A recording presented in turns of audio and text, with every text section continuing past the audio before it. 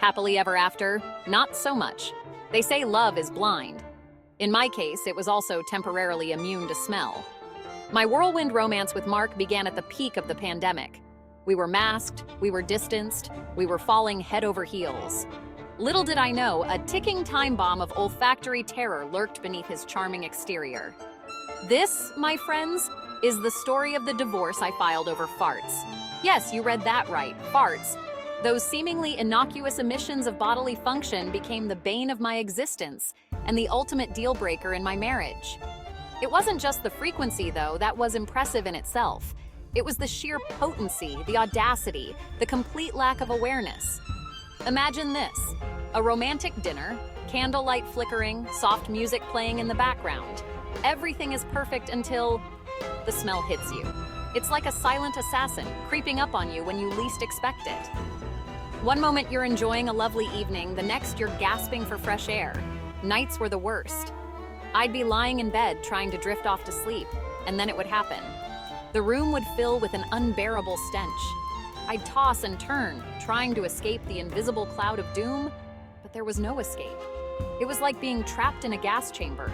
I tried everything: air fresheners, scented candles, even those little charcoal bags that are supposed to absorb odors. Nothing worked.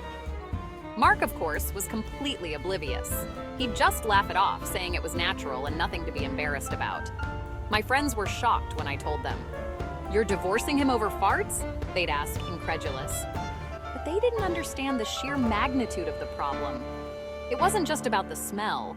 It was about the lack of consideration. The refusal to acknowledge how much it bothered me. It was a sign of deeper issues. So I made the difficult decision to leave. It wasn't easy, but it was necessary for my sanity and well-being. Now I'm free. Free from the constant assault on my senses, free to breathe easy again. And you know what?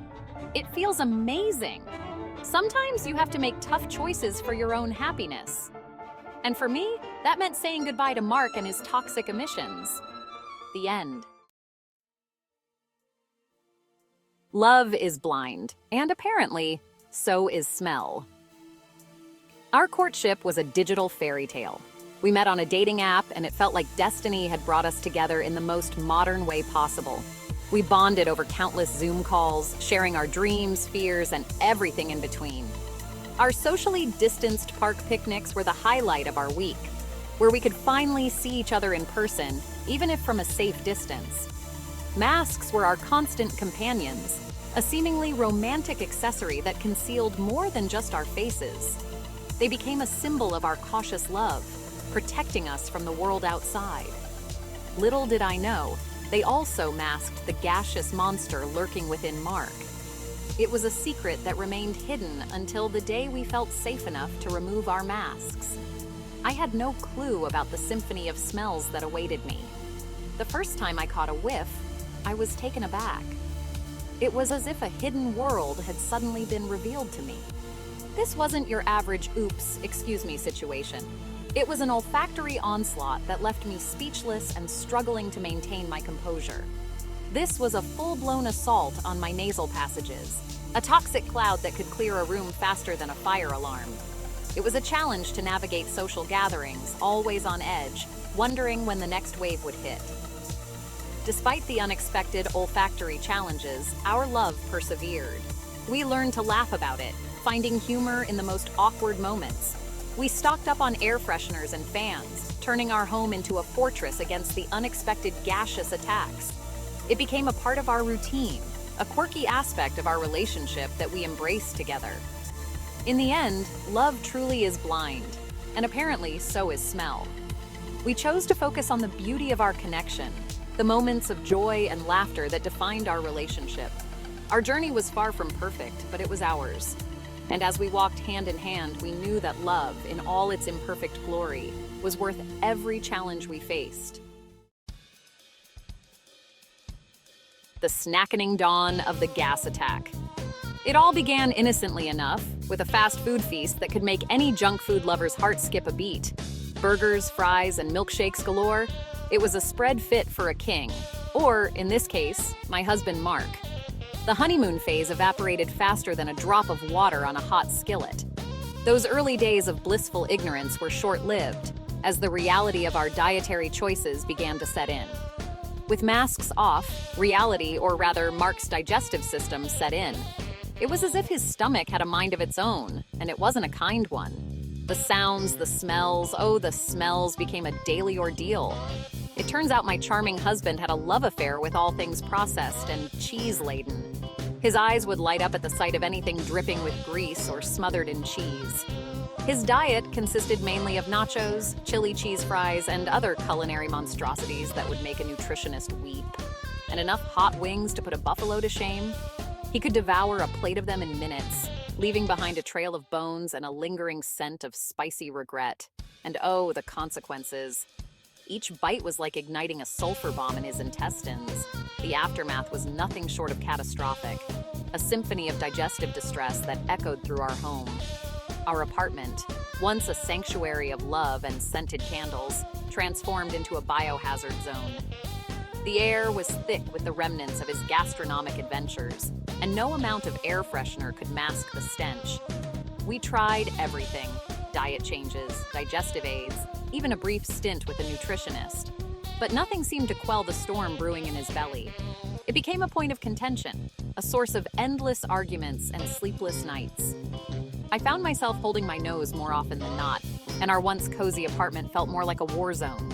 The love was still there, but it was buried under layers of frustration and the ever-present odor of processed food. Yet, through it all, we managed to find moments of humor.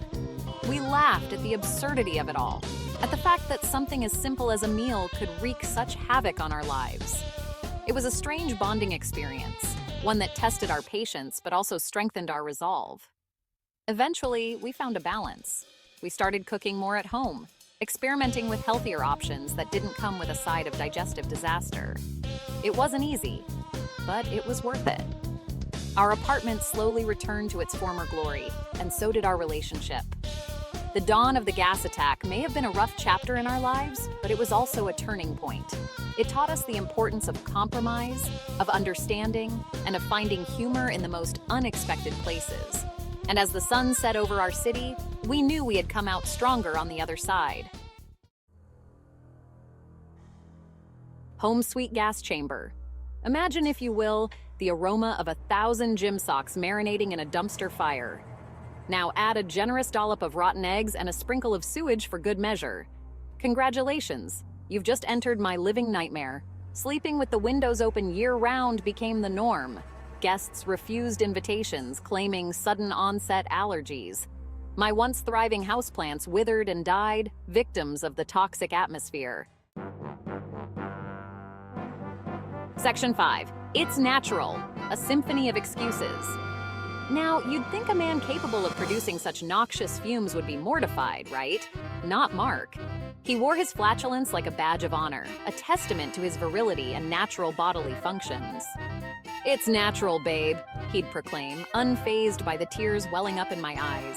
"Don't you love me for who I am?"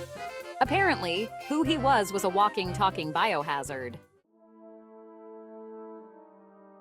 Section 6. From air fresheners to therapy, a quest for fresh air. I tried everything. Industrial-strength air fresheners, charcoal tablets, even a desperate attempt at aromatherapy.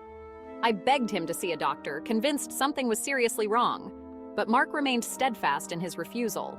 "It's my right to fart freely in my own home," he declared. We even went to couples therapy, where our sessions were punctuated by the therapist's subtle coughs and winces. "It seems there's a significant olfactory barrier impacting your communication," she noted diplomatically. Section 7. The final straw, a fart too far. The breaking point came during a dinner party I had foolishly attempted to host. As I presented my signature lasagna, Mark, in all his gassy glory, let loose a sound that can only be described as a foghorn crossed with a dying walrus. Silence descended upon the room, broken only by the faint whimpers of my mortified friends. That was it. I snapped. Years of pent-up frustration and suppressed gag reflexes came pouring out. Section 8. Signed, sealed, and fart-free. The divorce was messy, fueled by resentment, indignation, and yes, the occasional lingering fart. My lawyer, bless her soul, fought valiantly, managing to include a clause prohibiting Mark from excessive flatulence within a 100-yard radius of me. It was over. Finally, I could breathe again.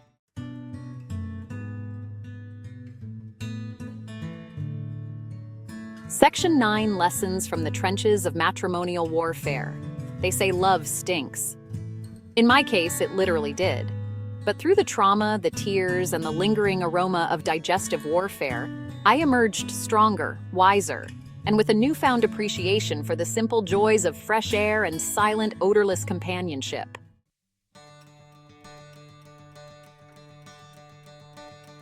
Section 10. The Smell of Freedom. So, to all those searching for love, I offer this advice. Sniff before you commit. Don't let the sweet scent of infatuation blind you to the potential olfactory horrors that may lurk beneath the surface. And if your significant other's farts are potent enough to wilt flowers, run. Run far, run fast, and never look back. The air is sweeter on the other side.